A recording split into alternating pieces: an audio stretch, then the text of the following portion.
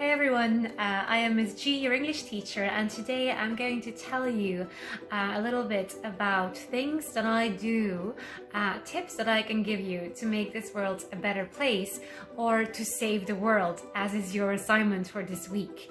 I'm going to start by telling you about what I'm going to have for dinner tonight.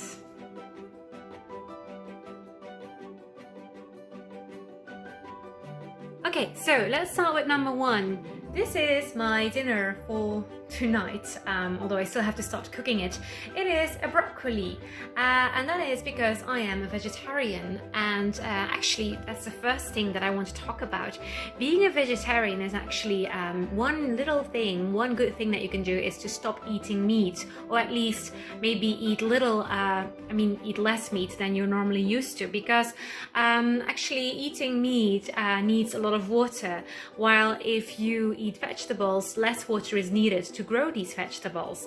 Also, if you stop eating meat and fish, it preserves nature much better. Also the oceans, when we talk about fish, there's many reasons why being a vegetarian is actually quite good for your environment. You might want to look into that. If I go to the shop to buy this broccoli, I stopped using plastic bags, and I always take these here, as you can see. I take them, I have many of them, as you can see here. I just take them to the supermarket and I put my fruits and vegetables in them and I reuse them. You can easily wash them if you want to, and that way you don't need plastic bags or even paper bags. It's much better. So that's already two things: be a vegetarian and use these reusable little bags if you go to the supermarket.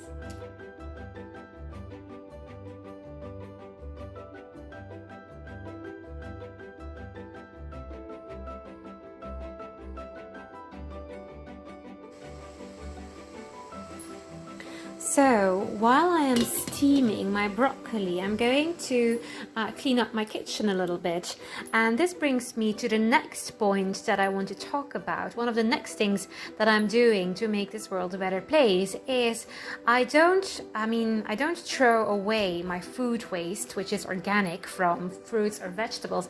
I don't put that in the normal rubbish bin, but I have something special which I'm going to show you right now.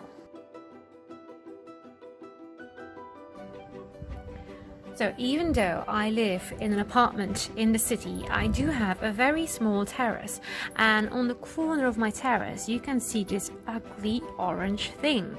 Now this is a very special kind of rubbish bin in which you can only put things that are compostable.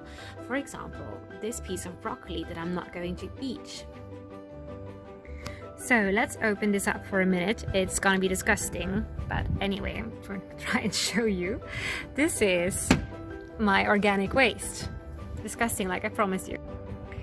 So it's kind of sad that I don't have a garden where I could use this. However, every Wednesday evening we can put this outside and the city of Brussels comes to collect it. It's very easy, it's a very good system.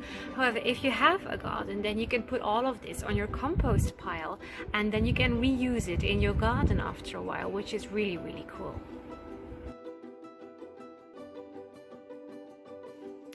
And the last thing that I want to talk about is what you can see here behind me are my bookshelves. Now I have a lot of books.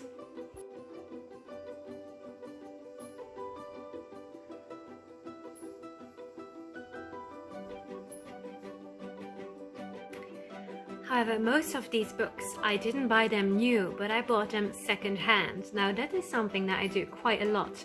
I buy my books second-hand, my DVDs second-hand, some of my clothes are second-hand. You can buy them in second-hand shops or flea markets, for example, and it's good for many reasons, because you can get your books cheap, which is quite important for your wallet, but also books are made of paper, so it is actually quite a good idea to reuse books. And when you're done with them and you don't want to read them again, you can always give them to a friend that you think might like the book. Also, that is why libraries like Muntpunt are actually quite important, because that way you don't have to buy a new product, you don't have to go out and buy a book, you can just borrow it, and that way many people can use one thing, which is better than if everybody buys their own thing. right?